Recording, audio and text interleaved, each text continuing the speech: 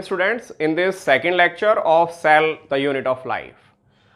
तो आपने last turn पे पढ़ा है, इसमें सेल की डिस्कवरी, सेल का पहले डेफिनेशन, कुछ टर्म हमने लिए साइटोलॉजी, सेल बायोलॉजी, उसके बाद सेल का discovery, dead cell, living cell, इनका discovery, biggest cell, small cell जैसे टॉपिक पे हमने बात की।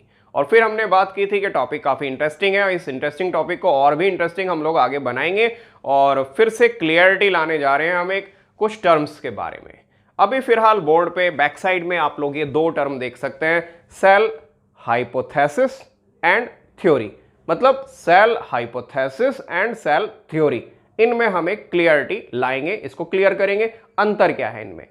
यही दो नहीं, मैं एक तीसरा टर्म भी साथ में जोड़ूंगा इसके, जो आप एलाइड बुक्स में एनसीईआरटी में थोड़ा रेफरेंस मिलता है, बाकी बुक्स में इसको थोड़ा सा डिटेल कर दिया जाता है, मॉडर्न सेल थ्योरी। तो हम उसके बारे में भी बात करेंगे। सेल हाइपोथेसिस एक होगा, सेल थ्योरी होगा और फिर होगा मॉडर्न सेल थ्योरी। बाकी तो अभी जब हम इसे पढ़ने जा रहे हैं तो धीरे धीरे और भी अगर कुछ इफ बट है तो वो भी धीरे धीरे क्लियर होने जा रहे हैं।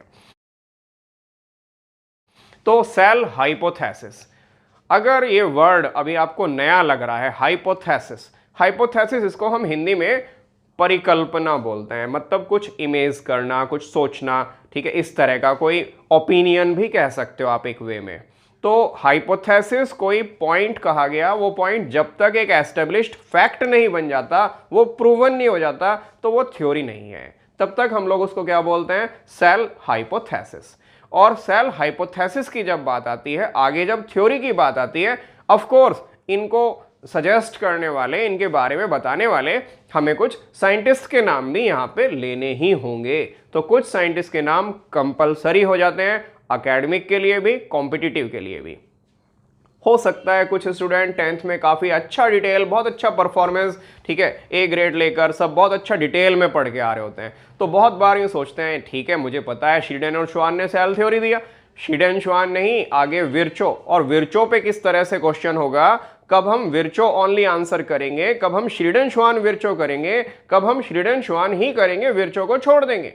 तो ऐसे कुछ ऑब्जेक्टिव्स के हिसाब से भी ध्यान में रखते हुए यहाँ पे आपको क्लैरिफाई किया जाएगा। तो सेल हाइपोथेसिस, तो थियोडोर डी श्वान नाम के एक साइंटिस्ट हैं और इन श्वान ने सेल हाइपोथेसिस प्रोजेक्ट किया था। श्वान ने कहा था पहली बार, all living beings are made up of cell, सभी लिविंग बीइंग सेल के बने होते हैं। ये एक हाइपोथेसिस था श्वान का। श्वान जो कि एक जूलॉजिस्ट थे, श्वान जो कि एक जूलॉजिस्ट थे।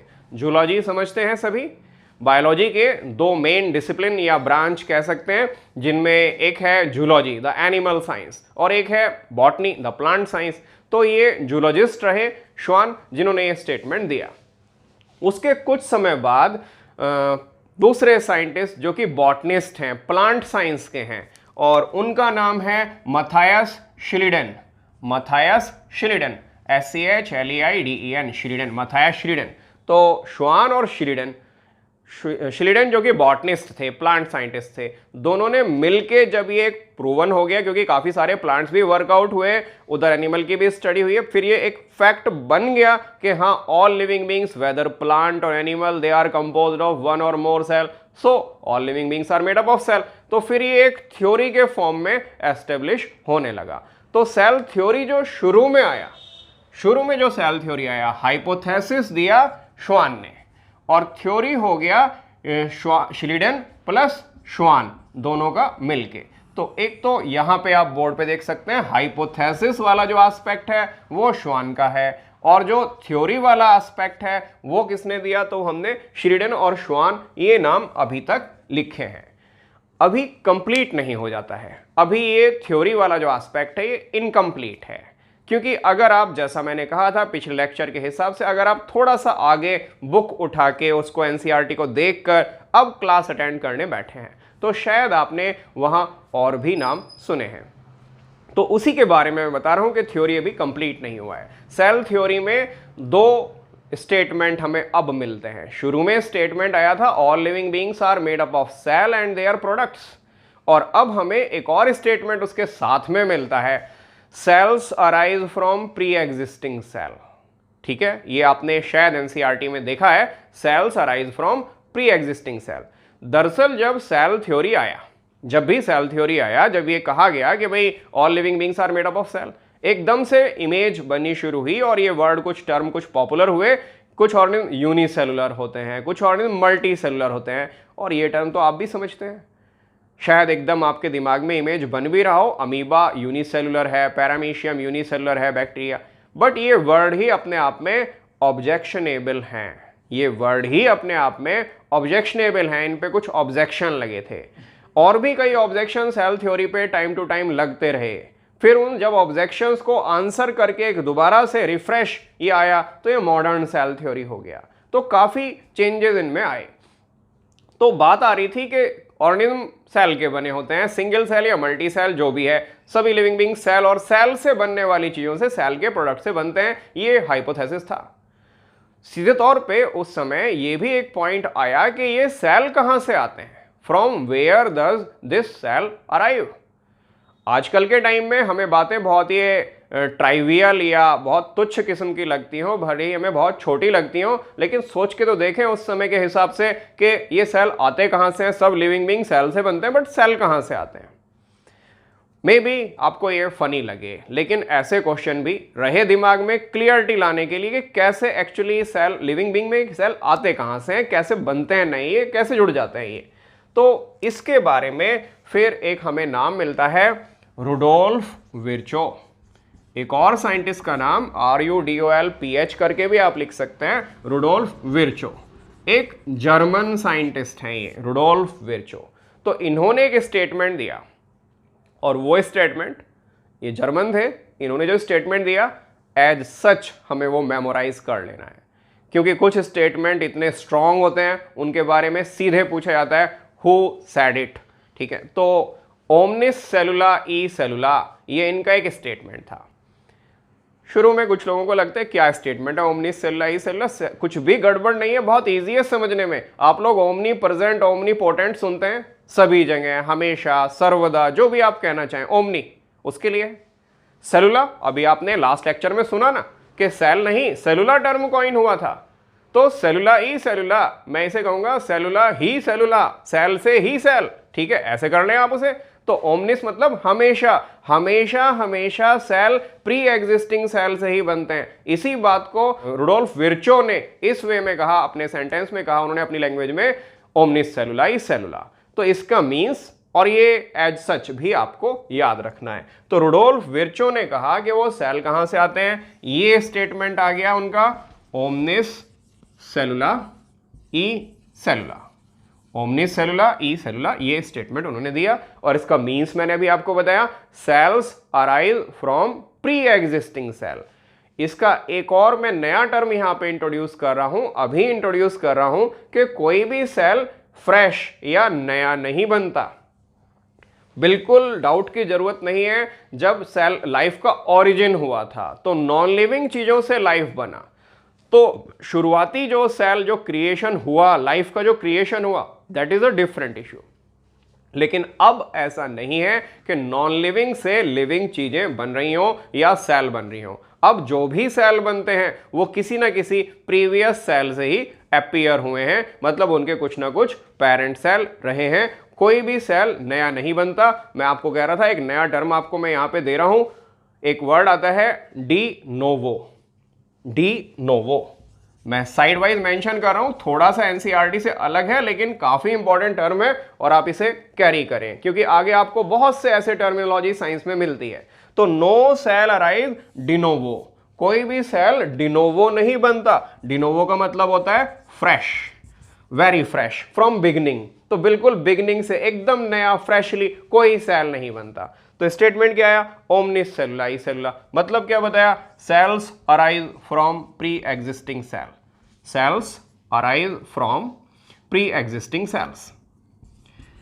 ऑलवेज, ये और मैं इसमें जोड़ दूंगा, cells arise from pre existing cells, always, हमेशा ही। तो ये स्टेटमेंट जब आ गया तो सेल थ्योरी एक तरीके से कंप्लीट हुआ। सेल थ्योरी में दो स्टेटमेंट हो गए, all living beings are made up of cell and their products, और दूसरा स्टेटमेंट हो गया cells arise from the pre existing cell. तो क्वेश्चन अगर रहता है 3 क्वेश्चन में आपके सामने, ये क्वेश्चन ऑब्जेक्टिव करके भी आ सकते हैं और आपके एकेडमिक में स्ट्रेट फॉरवर्ड 1 मार्क क्वेश्चन के हिसाब से भी रखे जा सकते हैं। तो दोनों ही तरह से क्वेश्चन पूछे जा सकते हैं। पहला क्वेश्चन हुआ who gave the cell hypothesis. दूसरा क्वेश्चन हुआ who suggested the cell theory या who gave the cell theory. जब कभी ये क्वेश्चन आ रहा हो who gave the cell theory, क्योंकि हाइपोथेसिस में तो आपको क्लियर है श्वान ने दिया था जो कि जूलॉजिस्ट थे, ठीक है। ये पहले मैंने यहां बोर्ड साइड पे नोट नहीं किया था, अब यहां लिख दिया है, ये जूलॉजिस्ट थे, तो इन्होंने तो दिया cell hypothesis. Who gave the cell theory, Schleiden Schwann. ये नाम कुछ को पहले से कुछ को अभी भी एकदम लर्न हो गया होगा। श्रीडन श्वान, श्रीडन कौन थे? ये बॉटनिस्ट थे, तो इन्होंने सेल थ्योरी दिया। लेकिन शायद कुछ लोग उसका आंसर लिख के आएंगे कि cell theory was given by Schleiden, Schwann and Virchow. ये बिल्कुल एग्जैक्ट आंसर है। अगर हम कॉम्पिटिटिव के हिसाब से देखें, cell theory was given by, और आपको एक ऑप्शन श्वान, एक श्रीडन श्वान, एक Schleiden Schwann Virchow and none of the above अगर मैं कर दूं, तो फिर आपको आंसर लेना चाहिए श्रीडन श्वान विर्चो, क्योंकि विर्चो के साथ जब ये सेकंड स्टेटमेंट मिला तो सेल थ्योरी कंप्लीट हुआ, सेल थ्योरी पूरा एक एस्टेब्लिश हुआ।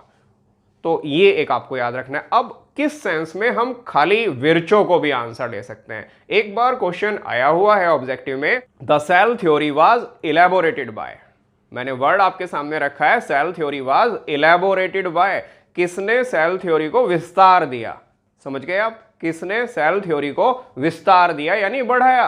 तो अब ऑप्शन अगर हो श्वान, श्रीडन Schwann, Virchow, none of the above, तो क्या हमें विर्चो नहीं लेना चाहिए?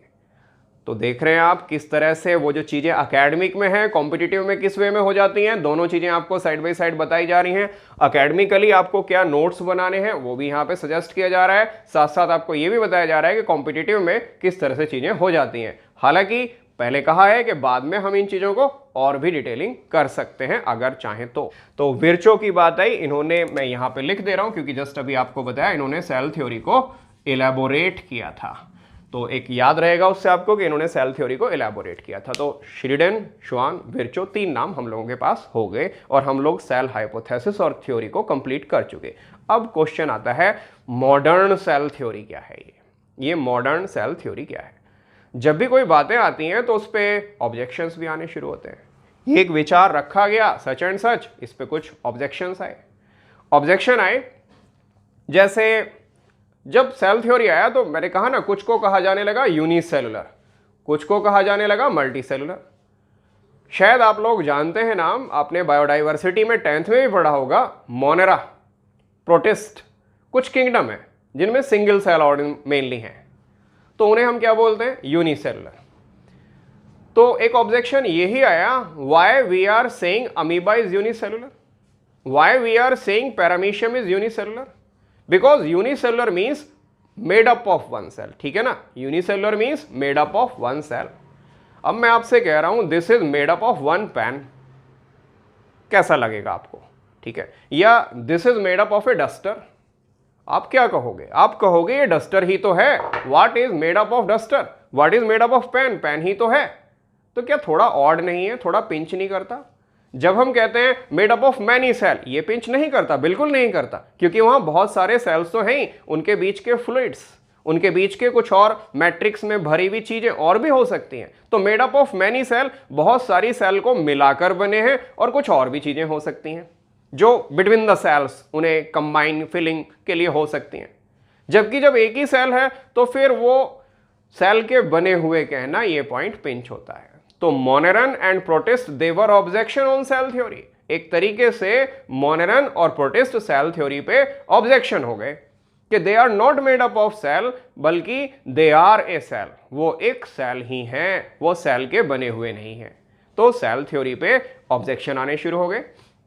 जैसा हम लास्ट टर्न भी बात कर रहे थे, शायद अभी भी आपने सुना होगा, अभी जो प्रेजेंट सिनेरियो चल रहा है, वायरस की बात आ जाती है। सेल थ्योरी ने तो कहा कि less than a cell nothing is living, ये हमने पहले लेक्चर में बात की थी। सेल थ्योरी ने कहा कि 1 और मोर सेल के बने होते हैं, तो सभी लिविंग बीइंग सेल के होते हैं। अब वायरस कैसे बीमारी कर रहा है? नो डाउट पिछले लेक्चर में आपसे कह दिया गया था कि वायरस तो कनेक्टिंग लिंक है, लेकिन ये बातें जब तक नहीं मालूम थी कि वायरस के बारे में सेल थ्योरी क्या कहता है। उसने क्या कहा? उसने कुछ क्लियर नहीं किया। उसमें तो सेल भी नहीं है, फिर वो मल्टीप्लाई कैसे करता है, फिर वो पैथोजेनिसिटी, बीमारी कैसे जनरेट कर पाता है।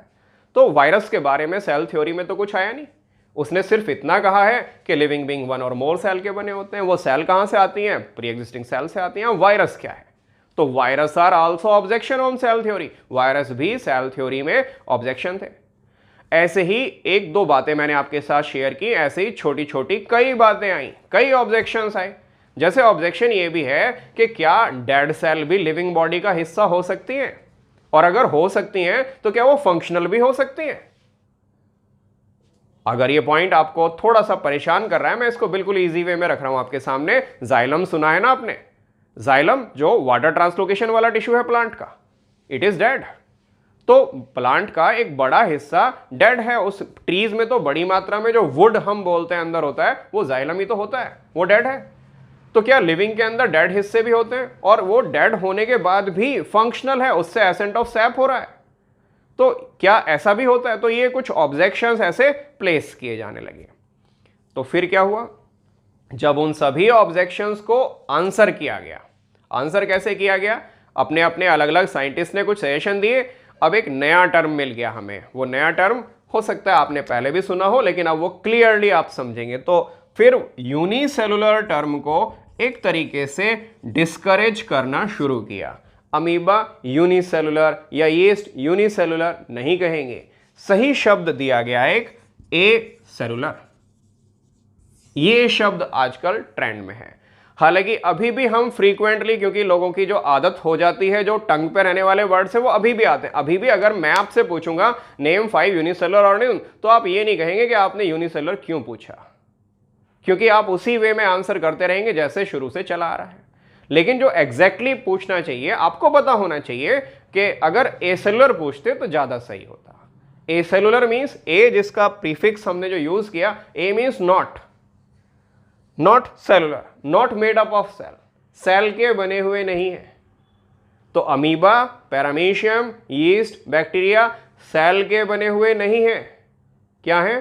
सेल ही है, अलग अलग तरह के सेल ही हैं। तो सही शब्द दिया गया ए सेलुलर। भले ही वो कितना अभी पॉपुलर हुआ, हम उसको फ्रीक्वेंटली देखते नहीं देखते, लीव दैट असाइड, उसे एक साइड छोड़ दे, लेकिन ये एक आंसर आया। इसके अलावा dead cell can be functional, ये एक आंसर कहा गया जाइलम के रिगार्डिंग कि हाँ डेड सेल भी हो भी सकते हैं और फंक्शनल भी हो सकते हैं। वायरस के बारे में क्लियर कर दिया गया कि they are not strictly living, वो पूरी तरह से लिविंग नहीं है, क्योंकि less than a cell nothing is living, they are connecting link. ये स्टेटमेंट तब उन दिनों दिया गया होगा।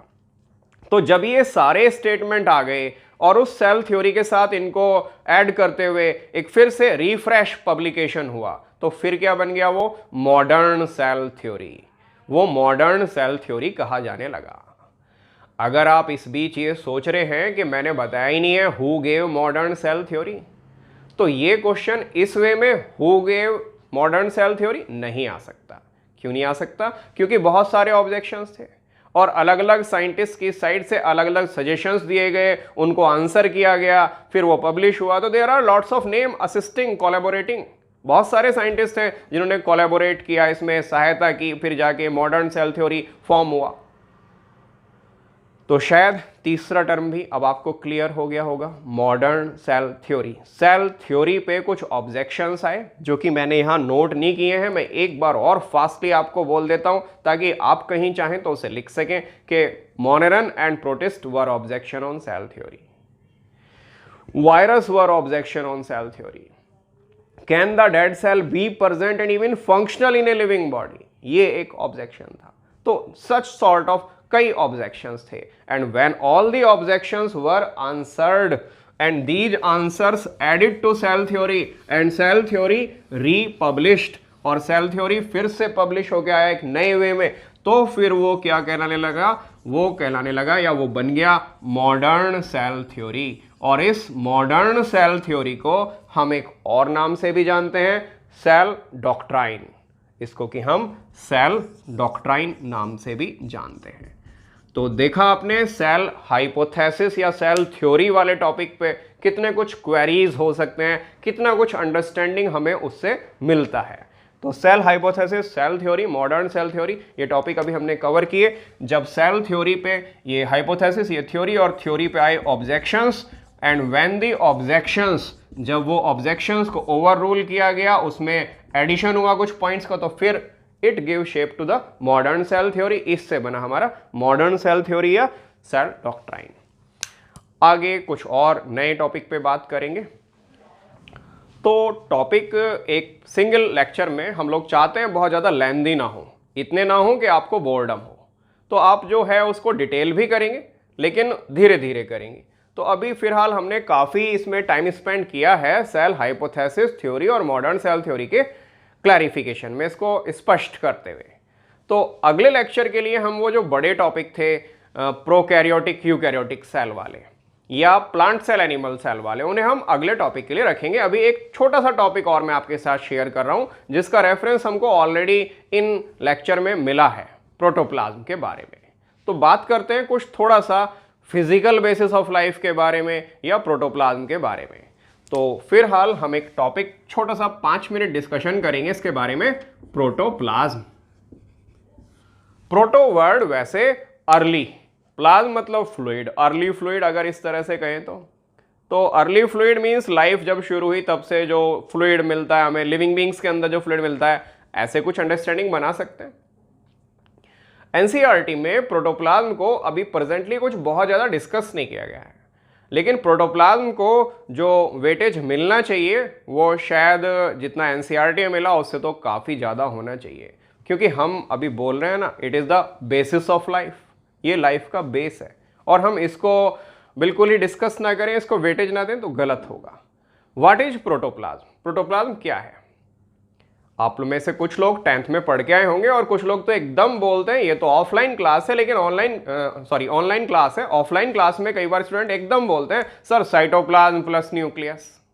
ठीक है, अब हमने कहा था protoplasm is the physical basis of life. मैं सिर्फ ये बताने के लिए आपको कि जब हम एक कॉम्पिटिटिव हिसाब से थोड़ा थिंकिंग रखते हुए एक रिच वे में चीज़ों को सोचते हैं तो कितना अंतर पड़ जाता है। तो सोच के देखें, इसका मतलब प्रोकैरियोट में तो प्रोटोप्लाज्म हुआ ही नहीं, ठीक है ना, क्योंकि प्रोकैरियोट में न्यूक्लियस नहीं होता, तो क्या उनमें प्रोटोप्लाज्म नहीं हुआ? फिर क्या हम कुछ और कहेंगे कि साइटोप्लाज्म प्लस डीएनए कह लीजिए। आगे हम फिर क्या बोल रहे थे, RBC are the living cell without nucleus. तो जब आरबीसी लिविंग है तो क्या उसमें प्रोटोप्लाज्म नहीं है? वहां पे न्यूक्लियस भी नहीं है, न्यूक्लियोइड भी नहीं है।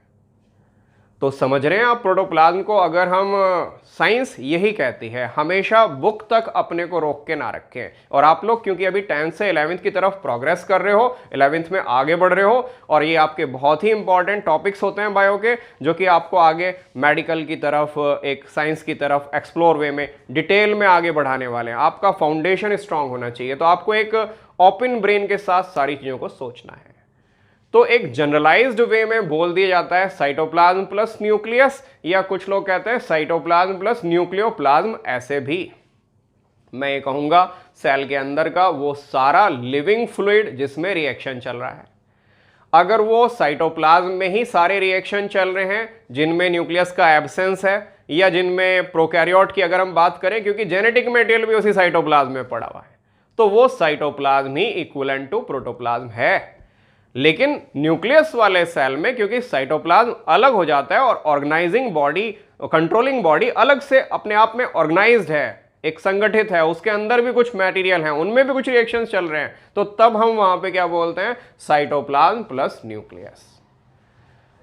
बातें और काफी की जा सकती हैं इनके बारे में, लेकिन अभी आपको कॉम्पिटिटिव के हिसाब से इतना आगे बोर्डम में जाने की नीड नहीं है। हम जैसे कहा बाद में एक्सप्लोर कर सकते हैं। तो फिलहाल मैं जनरलाइज लिख रहा हूं यहां पे, साइटोप्लाज्म प्लस न्यूक्लियस या साइटोप्लाज्म प्लस न्यूक्लियोप्लाज्म, ऐसे भी आप कह सकते हो प्रोटोप्लाज्म को। मैंने कहा एनसीईआरटी में ज़्यादा इसका डिस्कशन नहीं है। तो प्रोटोप्लाज्म की जब बात करते हैं, एनसीईआरटी में डिस्कशन हो या ना हो, लेकिन क्वेश्चन इस पे जेन्युइनली बनते हैं, पहले भी आए हैं और प्रीवियस ईयर के क्वेश्चन ऑफन रिपीट भी होते हैं। तो आप इसको डिस्कार्ड तो नहीं कर सकते सिर्फ ये कह के कि ज़्यादा डिटेल तो दिया नहीं। हम भी ज़्यादा डिटेल नहीं कर रहे हैं इसका, लेकिन अभी आपने देखा ना चीज़ों को समझना कितना जरूरी है। तो प्रोटोप्लाज्म साइटोप्लाज्म प्लस न्यूक्लियस है। प्रोटोप्लाज्म जो कि कॉलॉइडल जेली लाइक मटेरियल शुरू में दिखाई पड़ा था, colloidal jelly like. No doubt आज हम इसे क्रिस्टलोकॉलॉइड बोलते हैं, लेकिन जिन्होंने शुरू में देखा था उन्होंने इसे कॉलॉइडल मटेरियल बतलाया था।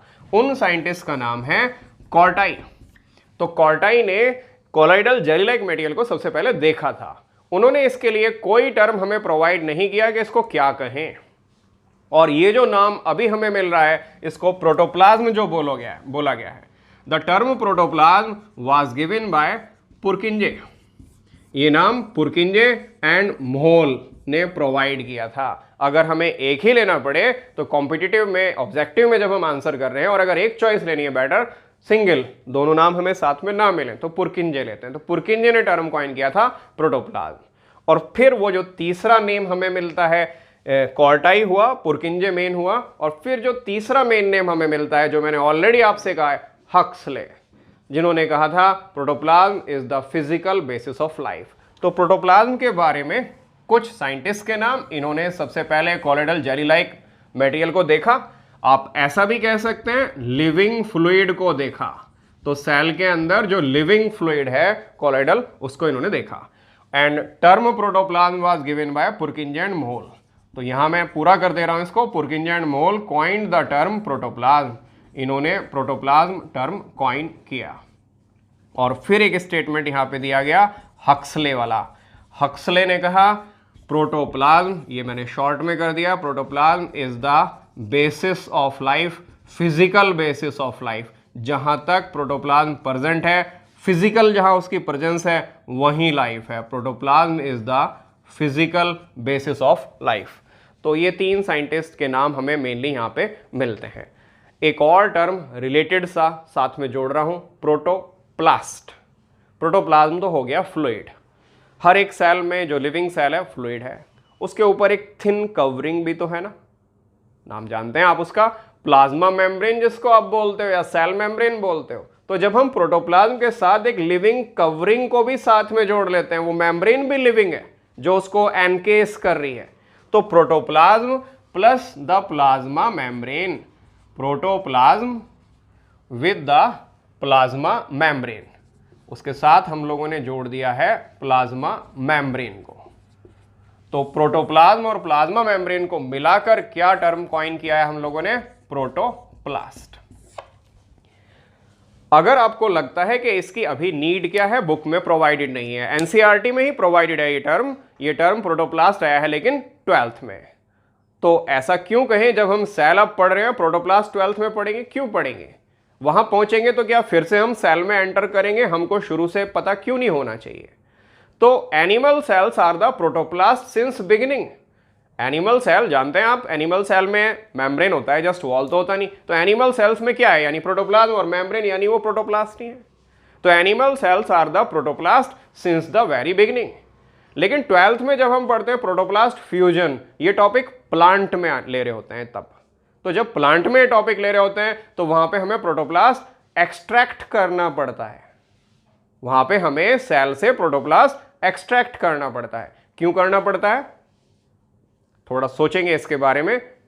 याद आया आप लोगों को, वहां सेल वॉल भी है, क्योंकि वहां पे बाहर सेल वॉल है और सेल वॉल डेड होता है। सभी स्टूडेंट्स क्लियर करें, प्लांट सेल का सेल वॉल डेड है। प्लांट सेल के अंदर जो बिगेस्ट पार्ट है वैक्यूल, सैप वैक्यूल, वो भी डेड है। प्लांट सेल का इस तरह से मैक्सिमम हिस्सा डेड में चला जाता है। तो जब हम प्लांट सेल की बात करते हैं, वहां पे बाहर एक सेल वॉल है। जब उस सेल वॉल को हटा लेंगे तब हमें मिलेगा प्रोटोप्लास्ट। तो प्रोटोप्लास्ट एक टर्म और प्रोटोप्लाज्म के साथ हम लोगों ने यहां पे किया शेयर। अंतर क्लियर हो गया। प्रोटोप्लाज्म तो केवल कॉलॉइडल लिविंग फ्लूइड का नाम है, कभी कभी खाली साइटोप्लाज्म ही, कभी साथ में न्यूक्लियस या न्यूक्लियोइड, ये भी हो सकता है। ये सब प्रोटोप्लाज्म है। और प्रोटोप्लाज्म के साथ अगर मेम्ब्रेन को मिलाएं तो प्रोटोप्लास्ट हो जाता है। Animal cell since beginning protoplast होती हैं, जबकि प्लांट सेल से हमें प्रोटोप्लास्ट एक्सट्रैक्ट करना पड़ता है। तो ये चीजें हमने डिस्कस की। अब बिल्कुल डेफिनेटली मैं आपको कह रहा हूं अगले टर्न पे हम लोग डिस्कस करेंगे types of cell, prokaryotic, eukaryotic, जो मैंने आपको फर्स्ट लेक्चर के लास्ट में भी कहा था। बड़े इंटरेस्टिंग वे में हम इन्हें पढ़ेंगे ताकि इजीली सारे डिफरेंसेस को एक साथ अपने ग्रिप में ले सकें, उन्हें मेमोराइज कर सकें बिल्कुल प्लानिंग के साथ। तो वो हम अगले टर्न पे prokaryote, eukaryote cell, plant cell, animal cell के डिफरेंसेस या उनके बारे में डिस्कशन करेंगे। और भी कुछ चीजें हैं तो उसे भी जोड़ेंगे। फिलहाल इस लेक्चर को हम यहीं पे सेशन में लाएंगे। अगर आपको आज का ये वीडियो लेक्चर अच्छा लगा तो आप इसको लाइक करेंगे, चैनल को सब्सक्राइब करेंगे, जनरसली अपने फ्रेंड्स के साथ भी शेयर करेंगे ताकि वो लोग भी इस तरह के क्वालिटी क्लासेस के साथ इंफॉर्मेशन ले पाएँ। जूम इंस्टीट्यूट को सब्सक्राइब करने को कहें उनसे, और साथ साथ कहें कि बेल आइकन जरूर दबाएं ताकि उन्हें नए अपडेट्स मिलते रहें और भी क्लासेस अदर सब्जेक्ट के साथ भी वो लोग जुड़ सकते हैं। थैंक्स।